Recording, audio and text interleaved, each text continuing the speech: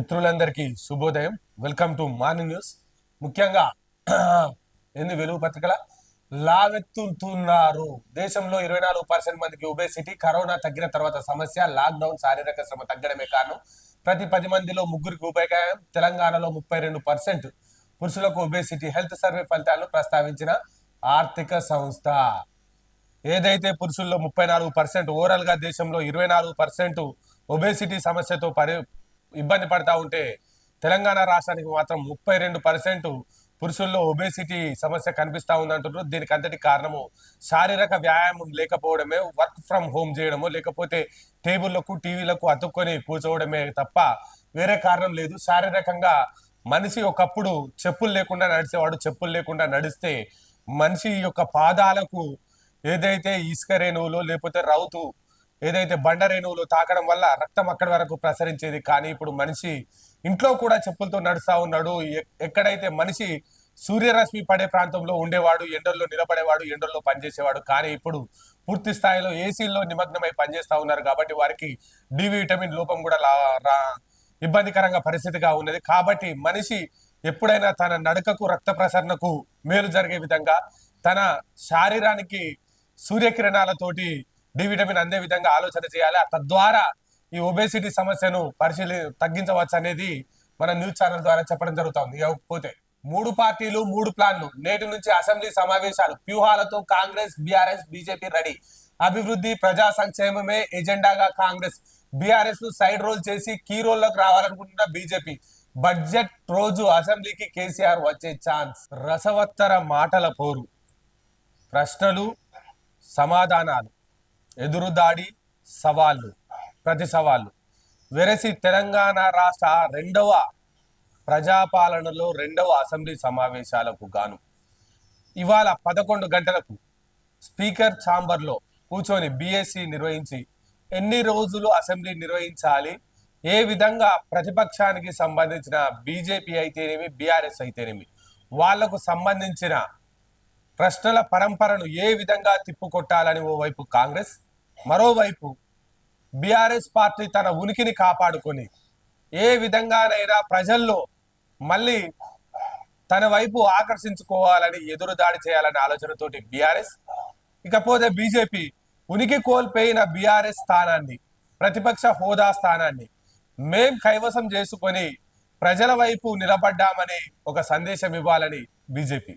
3 పార్టీలు తహతహలాడుతా ఉన్నాయి. దీనికి సంబంధించి ఎన్ని రోజులు అసెంబ్లీ నడుపుతారో అన్న అవకాశాన్ని పరిశీలన చేసినట్లయితే మనకు అందుతున్న సమాచారం మేరకు దాదాపుగా 12 రోజుల నుంచి 14 రోజుల వరకు వర్షాకాల అసెంబ్లీ సమావేశాలు ప్రారంభం కానున్నాయి. శాసనసభ శాఖ వ్యవహారాల శాఖ మంత్రులు శ్రీధర్ బాబు గారు, అదేవిధంగా స్పీకర్ గడ్డం ప్రసాద్ కుమార్ గారి నేతృత్వంలో ఇవాళ భేటీ జరగనున్నట్టుగా తెలుస్తా ఉన్నది. దానికి సంబంధించి ప్రతిపక్షం ఎదురుదాడి చేసే క్రమంలో ఈ 8 నెలల కాలంలో జరిగిన సంక్షేమం, అభివృద్ధి, ఖర్చు పెట్టిన నిధులకు సంబంధించి పూర్తి స్థాయిలో అందుబాటులో ఉండి ప్రజలకు మనం ఏం చేశామో అనేది ప్రజావేదిక అయిన అసెంబ్లీ ద్వారా చెప్పాలని రేవంత్ రెడ్డి గారు తన సహచర మంత్రివర్గానికి సూచించినట్టుగా తెలుస్తా ఉన్నది. దానికి సంబంధించిన కసరత్తు ఇవాటి నుంచి ప్రారంభం అన్నట్టుగా మనకు అందుతున్న సమాచారం. ఓకే, అసెంబ్లీ ప్రచారాలలో ఏదైతే ఇంపార్టెన్స్ కు సంబంధించిన విషయాలు ఉంటాయో వాటిని మన న్యూస్ ఛానల్ ద్వారా ప్రతిరోజు సాయంత్రం 7 గంటలకు ప్రసారం చేయనున్నాం. మూసీ రివర్ ఫ్రంట్ కు 10,000 కోట్లు ఇవ్వాలని కేంద్రాన్ని కోరిన సీఎం రేవంత్ రెడ్డి. మూసీ క్లీనింగ్ కు 4,000 కోట్లు. ఉస్మాన్ సాగర్, హిమాయత్ సాగర్ ను గోదావరి జలాలతో నింపేందుకు 6,000 కోట్లు జాతీయ నదీ పరిరక్షక ప్రణాళిక కింద కేటాయించండి. జల్ జమీన్ మిషన్ నిధులు విడుదల చేయండి. ఓఎంసీలకు ముందే గ్యాస్ సబ్సిడీ చెల్లించే అవకాశం కల్పించండి. పౌర సరఫరాల శాఖ బకాయిలను రిలీజ్ చేయాలని రిక్వెస్ట్. ఢిల్లీలో కేంద్ర మంత్రులు సిఆర్ పాటిల్, హర్దీప్ సింగ్ పూరి, ప్రహ్లాద్ జోషితో భేటీ. సీఎం వెంట డిప్యూటీ సీఎం బట్టి విక్రమార్క, మంత్రి ఉత్తమ్ కుమార్ రెడ్డి. భేషజాలు లేవు, బేసిన్లు లేవు, ఎక్కడా బేరీజులు లేవు.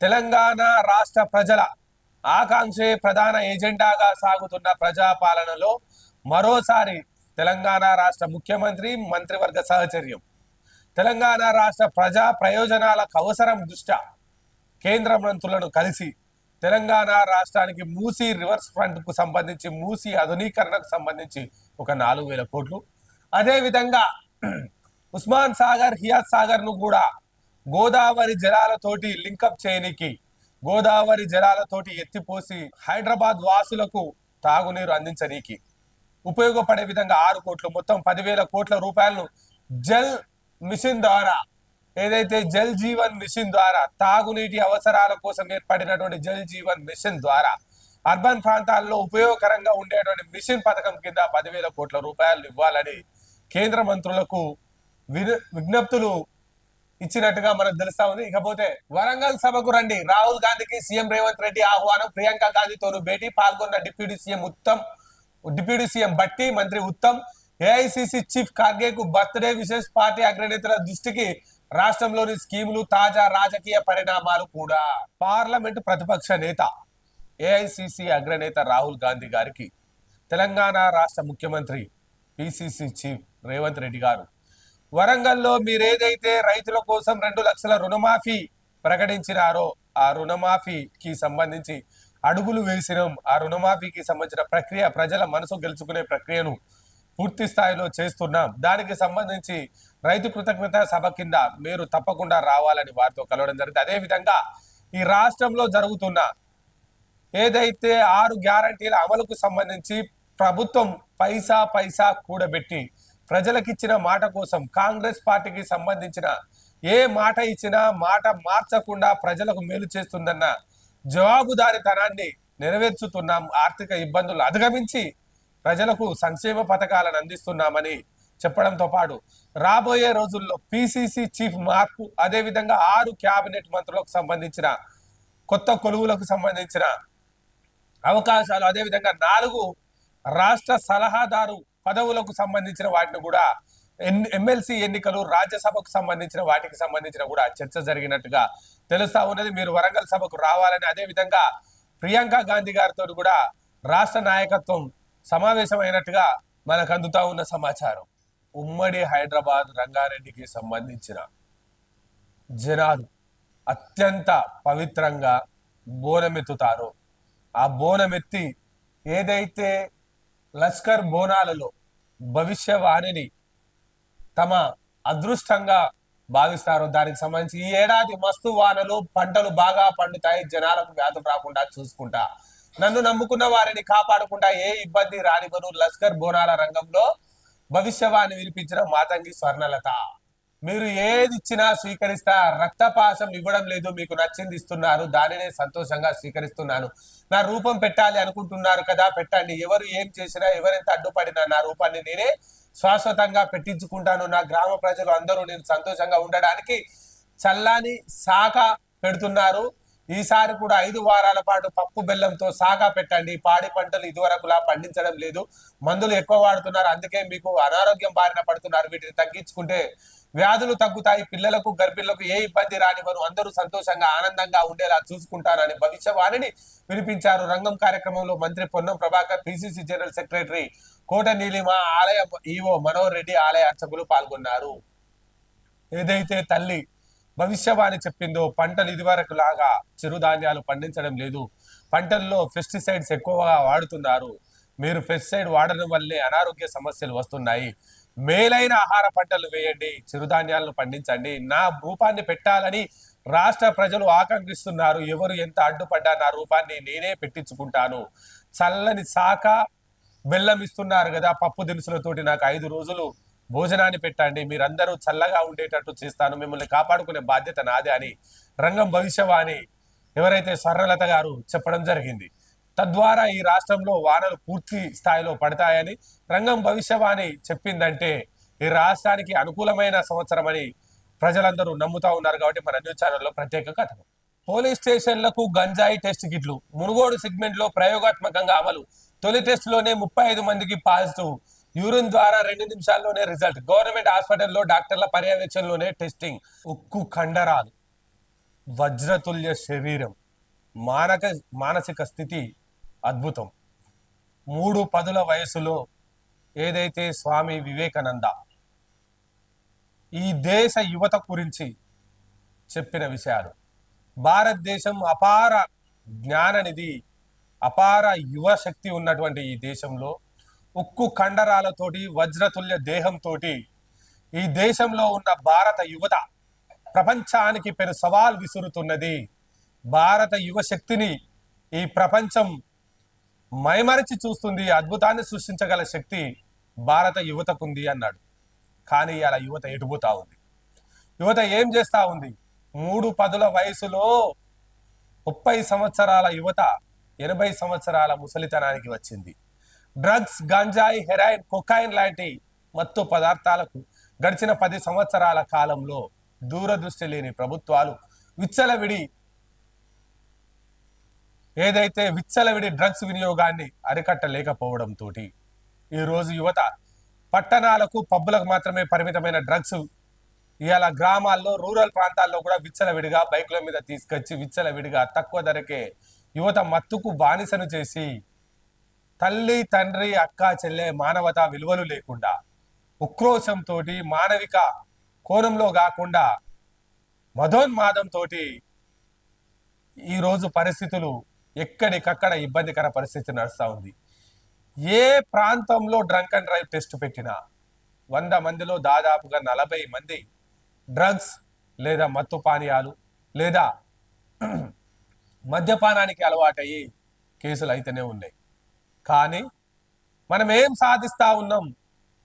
3 వయసులో వజ్రతుల్యమైన దేహంతో, శారీరక కండరాలతో కొండను కొడితే పిండై కావలసినటువంటి ఈ యువత ఎందుకు నిస్సత్తువగా, నిద్ర మత్తులో ఈ దేశంలో ఎందుకు అలజడి సృష్టిస్తూ ఉంది అంటే దానికి కారణము తెలంగాణ రాష్ట్రానికి సంబంధించి ఒరిస్సా, ఆంధ్రప్రదేశ్, విశాఖ ఏజెన్సీ ప్రాంతానికి సంబంధించి గుట్టుగా గంజాయి సాగుతున్నది అన్నది ప్రతి ఒక్కరికి తెలిసిన విషయమే. గంజాయి మత్తులో పడి అవాంఛనీయ సంఘటనలు జరుగుతూ ఉన్నాయి.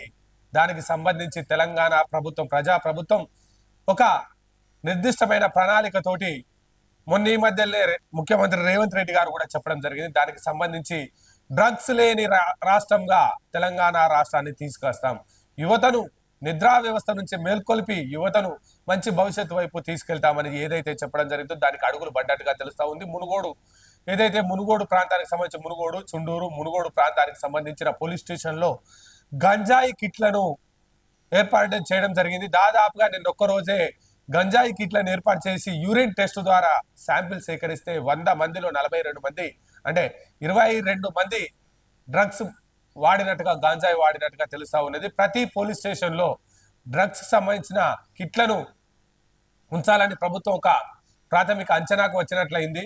ఇదే విధంగా ప్రభుత్వంతో పాటు నేటి యువతకు మన ఛానల్ ద్వారా చెప్పడం జరుగుతూ ఉన్నది.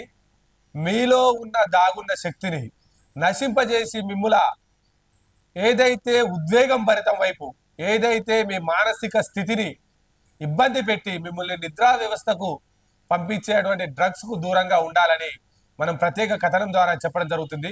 ఇంతకుముందు కూడా గతంలో కూడా గత 6 నెలల క్రితం వరకు కూడా గోదావరి కని ప్రాంతానికి సంబంధించి కూడా డ్రగ్స్ విచ్చలవిడి వినియోగం ఉండేది. కానీ ఇప్పుడు పోలీస్ వ్యవస్థ చాకచక్యంతో గడిచిన 4 నెలల కాలంలో చాకచక్యంతో వ్యవహరించి డ్రగ్స్ కు సంబంధించి ఎక్కడికక్కడ డ్రగ్స్ నిర్మూలన కార్యక్రమాలు, ఎక్కడికక్కడ డ్రగ్స్ వినియోగదారులను అరెస్ట్ చేసి కేసులు చేసి వారిలో చైతన్యం కలిగించి డ్రగ్స్ వైపు వెళ్లకుండా చేస్తా ఉన్నారు. అదేవిధంగా రాష్ట్ర స్థాయి వ్యాప్తంగా కూడా ఇటువంటి ప్రణాళిక తీసుకొస్తున్నందుకు ప్రజాప్రభుత్వానికి కృతజ్ఞతలు తెలుపుతూ మరీ ముఖ్యంగా యువతను, మీలో ఉన్న శక్తిని డ్రగ్ అనే మహమ్మారి నశింపజేస్తుంది. దయచేసి యువత మేల్కొనాలి. మీలో ఉన్న మేధా శక్తిని మంచి కోసం వాడాలి తప్ప అవాంఛనీయ సంఘటనల కోసం పురిగొల్పే డ్రగ్స్ ను నిర్మూలించాలని కంకణం కట్టుకోవాలని మన ఛానల్ ద్వారా తెలపడం జరుగుతా ఉంది. 0 కరెంట్ బిల్లులకు మరో ఛాన్స్, దరఖాస్తుల సవరణకు సర్కార్ నిర్ణయం. ఈ సేవా కేంద్రాలు, ఎంపీడీఓ ఆఫీసుల్లోనూ ఎడిట్ ఆప్షన్లు, కలెక్టరేట్ లో ప్రజాసేవ పాలనా కేంద్రం ప్రారంభం. ఏదైతే తెలంగాణలో ప్రజాప్రభుత్వం అడుగుపెట్టినప్పటి నుంచి ప్రజాపాలనలో భాగంగా 6 దరఖాస్తుల స్కీమ్లకు సంబంధించి అప్లై చేసుకోమన్నారు. దానిలోకి సంబంధించి గృహజ్యోతికి సంబంధించిన అప్లికేషన్ ఫామ్ లో కొంతమందికి ఏదైతే ఇప్పటి వరకు వారికి జీరో కరెంట్ బిల్లు రావడం లేదు. రాష్ట్రంలో 70 లక్షల ఇండ్లు ఉంటే దాదాపుగా 42 లక్షల కుటుంబాలకు మాత్రమే జీరో కరెంట్ బిల్లు అవకాశాలు, అందులో కూడా 36 లక్షల మందికి మాత్రమే వస్తున్నట్టుగా సమాచారం వస్తా ఉన్నది. దానికి సంబంధించి మిగతా 6 నుంచి 7 లక్షల కుటుంబీకులు ఎవరైతే జీరో కరెంట్ బిల్లుకు అర్హులుండి వారి ఎడిట్ ఆప్షన్ లో ప్రాబ్లం వచ్చి వారికి సత్వర లాభం జరగట్లేదు, వారికి సంబంధించిన జీరో కరెంట్ బిల్లులను సవరించుకునేందుకు ఎంపీడీఓ ఆఫీసులు కానీ మీ సేవా కేంద్రాలలో కానీ వాటి నుంచి ఎడిట్ ఆప్షన్లు ఇవ్వడం జరిగింది. కాబట్టి సత్వరం జీరో కరెంట్ బిల్లుకు సంబంధించిన ఎవరైతే బిలో పావర్టీ లైన్ కు సంబంధించిన కుటుంబీకులు ఉన్నారో వారు అప్లై చేసుకోవచ్చని ప్రభుత్వం మరో అవకాశం వారికి కల్పించినట్టుగా మనకు సమాచారం అందుతా ఉన్నది. వరద గోదావరి కాళేశ్వరం దగ్గర ఉద్రవ రూపం, భద్రాచలం వద్ద రెండో ప్రమాదిక హెచ్చరిక జారీ.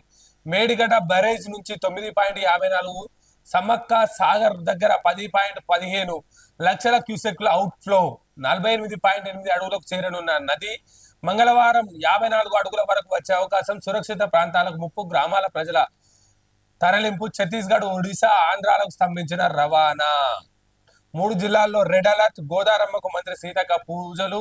పెరుగుతున్న వరద ఉధృతి. భద్రాచలం వద్ద 11 లక్షల క్యూసెక్కుల వరద. ఏదైతే కాళేశ్వరం ప్రాణహిత నది నుంచి అటు నుంచి మహారాష్ట్ర, ఇటు నుంచి గోదావరి, ఇటు నుంచి మానేరు, ఏదైతే మేడిగడ్డ ప్రాజెక్టు వద్ద నీటిని నిల్వ చేయాల్సి ఉండగా నేషనల్ డ్యామ్ సేఫ్టీ అథారిటీ ఎట్టి పరిస్థితుల్లో నిల్వ చేయొద్దు అని చెప్పడంతో వచ్చిన 10 లక్షల క్యూసెక్కుల వరదను కిందికి వదలడంతో ఆ వరద నేరుగా సమ్మక్క సాగర్ నుంచి నేరుగా భద్రాచలం వద్దకు చేయడం జరుగుతుంది. భద్రాచలంలో 11 లక్షల క్యూసెక్కుల వరద నీటితోటి రెండో ప్రమాద హెచ్చరిక జారీ చేయడం జరిగింది. అప్రమత్తమైన జిల్లా యంత్రాంగం పూర్తి స్థాయిలో నివారణ చర్యలు, ఆ ప్రజలను అప్రమత్తం చేసే కార్యక్రమాల్లో పాల్గొన్నది. భద్రాచలం ముంపు ప్రాంత పరిస్థితులకు అనుగుణంగా ఆ ప్రాంత ప్రజలు ఏదైతే కొద్దిగా జాగ్రత్తతో ఉండాలని కోరడం జరుగుతుంది. నిన్న ఏదైతే యావత్ దేశం మొత్తం నీట్ పరీక్ష కోసం ఎదురు చూసి ధర్నాలు చేసి రాస్తారోకోలు చేస్తే స్పందించని ప్రభుత్వాన్ని, ప్రధానమంత్రిని, కేంద్ర మంత్రి వర్గాన్ని నిన్న ప్రతిపక్ష నేత రాహుల్ గాంధీ గారు నీట్ పై దద్దరిల్లిన సభ, పార్లమెంట్ బడ్జెట్ సమావేశాల తొలి రోజే చర్చ, ప్రశ్నోత్తరాల సమయంలో కేంద్రంపై విరుచుకుపడ్డ ప్రతిపక్ష నేత రాహుల్, విద్యాశాఖ మంత్రి ధర్మేంద్ర ప్రధాన్ కు వ్యతిరేకంగా సభ్యుల నినాదాలు. విద్యా వ్యవస్థలోనే తీవ్ర సమస్య ఉందన్న రాహుల్ గాంధీ, మాకు అవగాహన ఉందన్న ధర్మేంద్ర ప్రధాన్, పేపర్ లీక్స్ లో మోదీ సర్కార్ రికార్డు బ్రేక్ చేసిందన్న అఖిలేష్ యాదవ్, బీహార్ కు స్పెషల్ స్టేటస్ ఏమీ లేదని సమాధానం చెప్పిన కేంద్రం. ఇకపోతే విద్యార్థుల భవిష్యత్తుతో చెలగాటమాడిన నీట్ నిర్వహణపై కేంద్ర ప్రభుత్వంపై దేశవ్యాప్తంగా నిరసన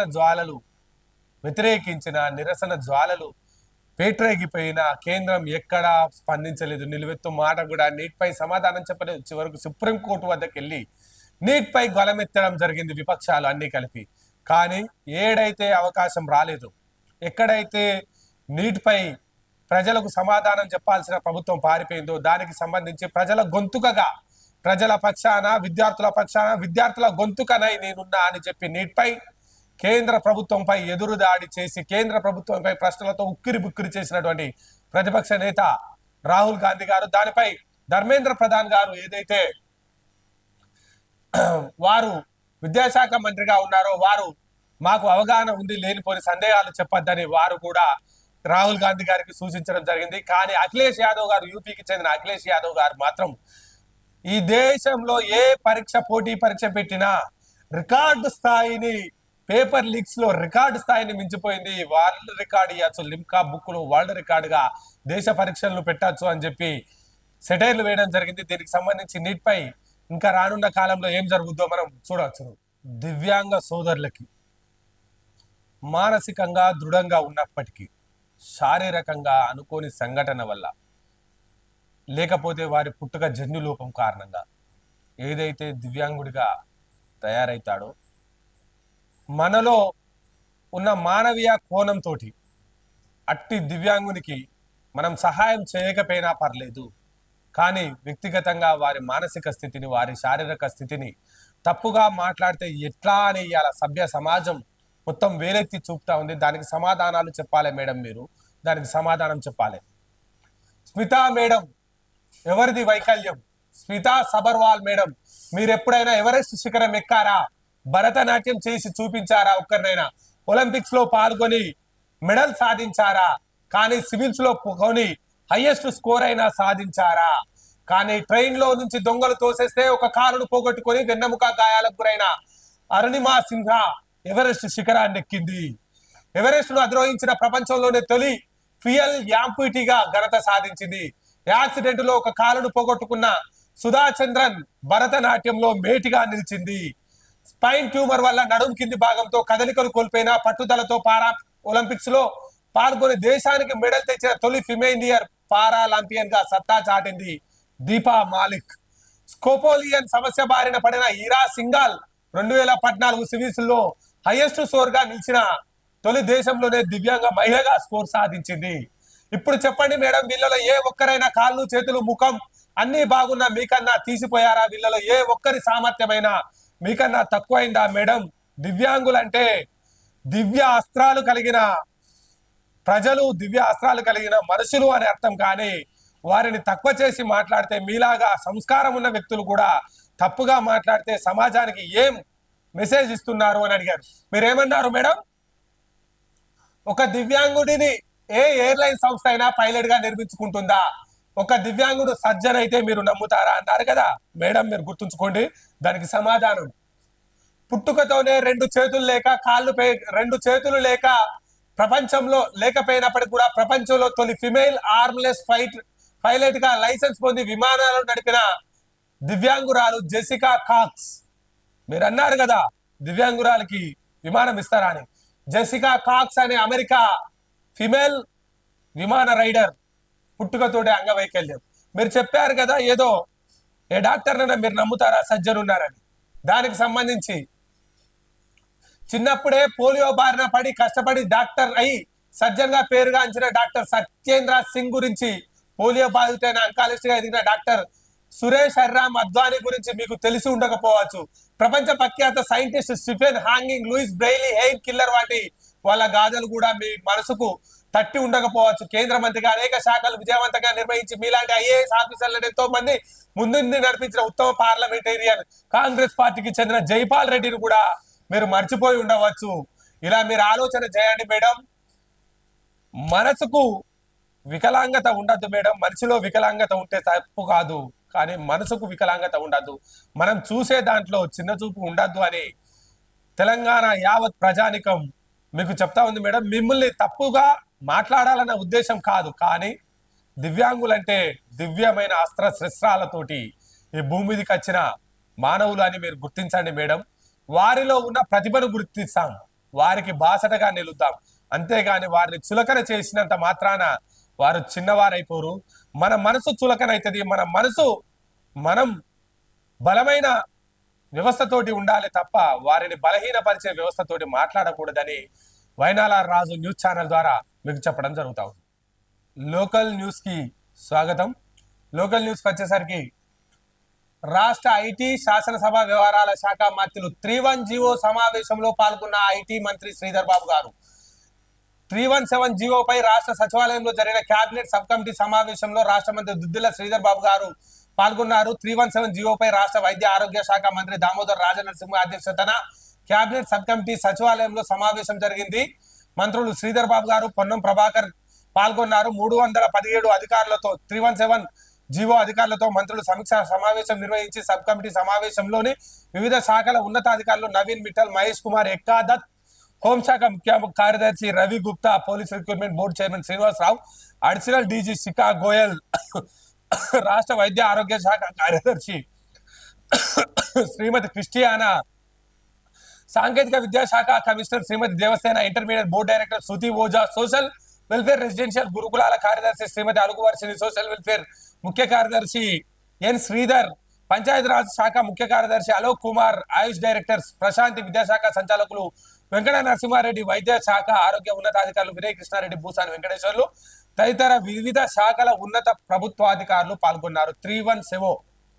317 జీవోకు సంబంధించి ఏదైతే ఉద్యోగ నియామకాలకు సంబంధించి, వారి స్థానికత అంశాలకు సంబంధించి, వారి బదిలీల ప్రక్రియకు సంబంధించి ఇచ్చిన మాటకు కట్టుబడి 317 జీవో వలన చాలా మంది ఉద్యోగుల్లో ఇబ్బందికర పరిస్థితుల్లో ఉద్యోగం చేయాల్సి వస్తుంది. వారి స్థానికతను బేస్ చేసుకొని, వారి సీనియారిటీని బేస్ చేసుకొని ఎవరెవరిని ఎక్కడెక్కడ చేయాలో అలా చేయకుండా దాదాపుగా 4 నుంచి 5 వేల మంది ఉద్యోగులు ఇబ్బందికర పరిస్థితుల్లో వారు 317 జీవో వలన ఇబ్బంది పడుతున్నారని గతంలో చెప్పడం జరిగిందో దానికి సంబంధించి 317 జీవోకు సంబంధించి భేటీ జరిగింది. త్వరలోనే 317 జీవోకు సంబంధించిన ఉద్యోగులకు ఒక తీపి కబురు అందనున్నట్టుగా మనకు అందుతున్న సమాచారం. మంతని నియోజకవర్గానికి సంబంధించి కాళేశ్వరానికి సంబంధించి బీఆర్ఎస్ పార్టీ నియోజకవర్గ ఇన్ఛార్జ్ ఏదైతే పుట్టా మధు ఉన్నాడో తను ఇంకా మతి భ్రమించి మాట్లాడుతూ ఉన్నారు.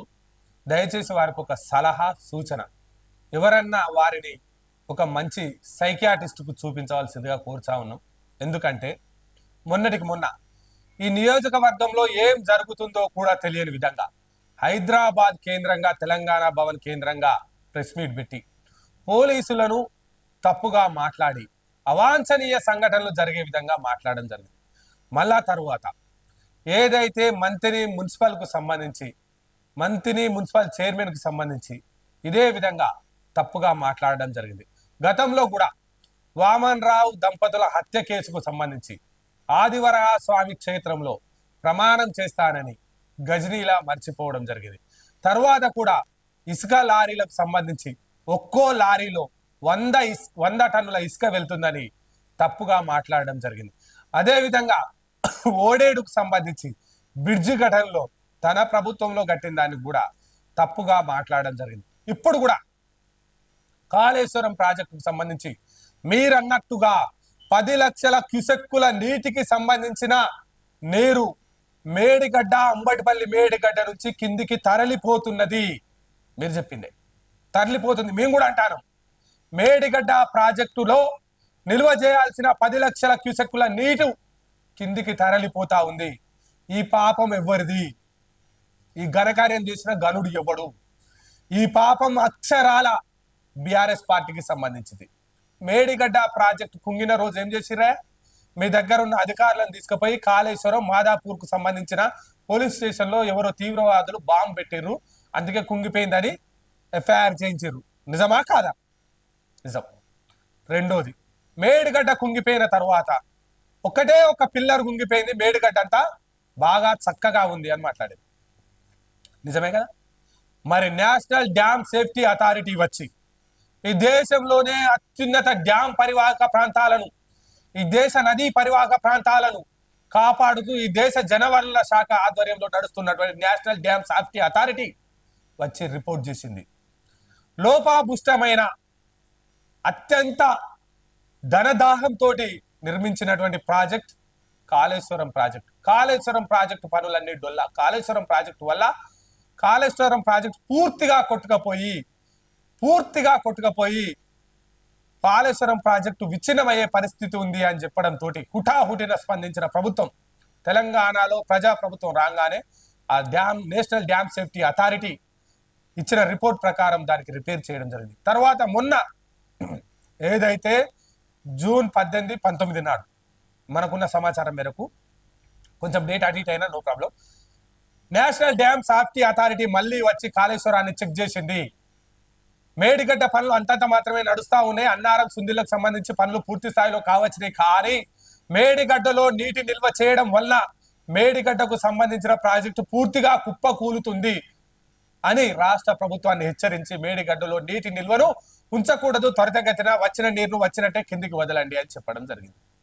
నేషనల్ డ్యామ్ సేఫ్టీ అథారిటీ ఇచ్చిన రిపోర్ట్ ఆధారంగా ప్రభుత్వం ప్రజలకు మేలు చేయాలన్న ఆలోచనతోటి కొన్ని వేల కోట్ల రూపాయలతోటి కట్టిన డ్యామ్ పనికి రాకుండా పోతుందన్న ఆవేదన ఓవైపు రాష్ట్ర ప్రభుత్వాన్ని, మరోవైపు డ్యామ్ సేఫ్టీ అథారిటీ ఇచ్చిన సూచనలు పరిగణలోకి తీసుకొని ప్రవాహాన్ని ఆపినట్టయితే కిందున్న పరిసర ప్రాంతాలు మొత్తం కొట్టుకుపోయే అవకాశం ఉంది, తీవ్ర నష్టం వాటిల్లే ప్రమాదం ఉంది, మరో సునామీ లాంటి పరిస్థితి వచ్చే అవకాశం ఉందని కేంద్ర జనవనరుల శాఖ ఆధ్వర్యంలో నడుస్తున్నటువంటి నేషనల్ డ్యామ్ సేఫ్టీ అథారిటీ ఇచ్చిన నివేదికను ఆధారం చేసుకొని కళ్ళల్లో నీళ్లు తిరుగుతున్నా, మా కళ్ళల్లో కన్నీరు వస్తున్నా ప్రజాప్రభుత్వం మంత్రి ప్రాంత నియోజకవర్గ ప్రజల బలిదానంతో, వారి యొక్క త్యాగాల పునాదుల మీద వేసిన ప్రాజెక్టు పనికి రాకుండా పోతుందని బాధ ఉన్నప్పటికీ, మా కళ్ళల్లో నీళ్లు తిరుగుతున్నప్పటికీ కూడా 10 లక్షల క్యూసెక్కుల నీరు కిందికి పోతా ఉంది.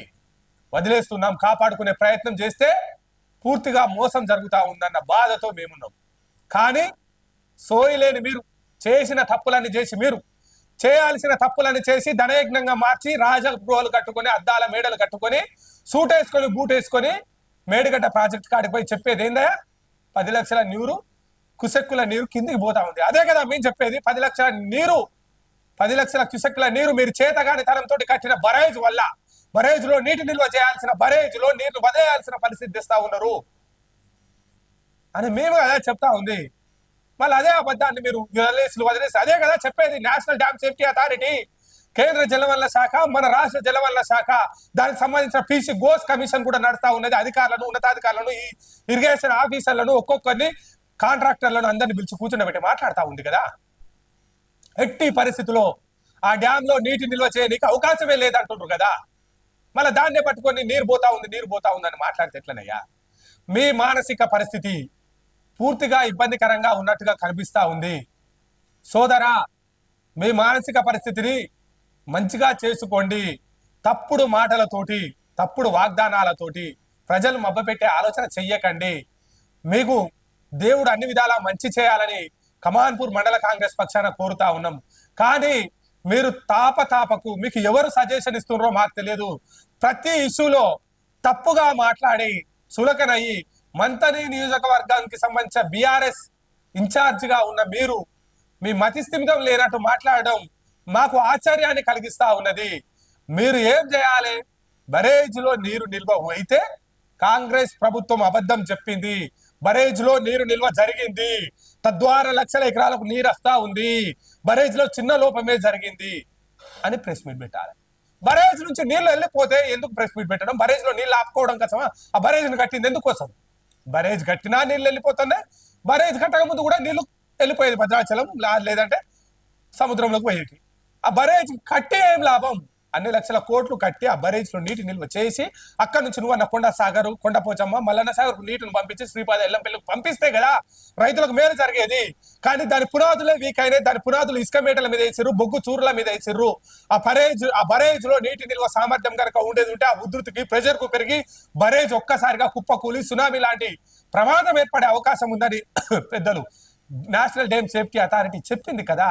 కావాలంటే సూటిగా స్పష్టంగా మీకు చెప్తా ఉన్నాను. నేషనల్ డ్యామ్ సేఫ్టీ అథారిటీకి మీరు లేఖ రాయండి బీఆర్ఎస్ పార్టీ నుంచి. ఒకవేళ వారు గనక బరేజ్ లో నీటి నిల్వ సామర్థ్యం చెయ్యమని చెప్తే ఈ రాష్ట్ర రాజకీయాల నుంచి కాంగ్రెస్ పార్టీ, ప్రజా ప్రభుత్వం తప్పుకుంటుంది. లేకపోతే బీఆర్ఎస్ పార్టీ పూర్తిగా తెలంగాణ సమాజానికి చెప్పి తప్పైందని క్షమాపణ చెప్పి మీ రాజకీయ గుర్తింపును రద్దు చేసుకుంటారా అని అడుగుతున్నా. పుట్టా మధుకర్ గారు, నేను మళ్ళీ చెప్తా ఉన్నా, మీ మానసిక పరిస్థితి ఆందోళనకరంగా ఉంది. మీరు ఆందోళనకరమైన జీవితంతో ఎదుటి వారి మీద బురద జల్లాలని చూడకండి. మీరు ఆలోచన చేయండి. స్పష్టంగా ఆగి ఉన్న నీళ్ళల్లోనే భూమి మీద ఏముంది అనేది కనిపిస్తా ఉంటది. నాచో చాపో కనిపిస్తా ఉంది. మీరు ఆందోళనకరంగా ఉండి నీళ్లలో రాయేసి కింది అడుగు భాగం కనబడతలేదు అని చూస్తా ఉన్నారు. మీరు మానసిక పరిస్థితిని మంచిగా చేసుకున్న తర్వాత మంత్రి ప్రజల గురించి ఆలోచన చేయమని కమాన్పూర్ మండల కాంగ్రెస్ పక్షాన తగు సూచనలు చేస్తూ మార్నింగ్ న్యూస్ సంబంధించి సెలవు.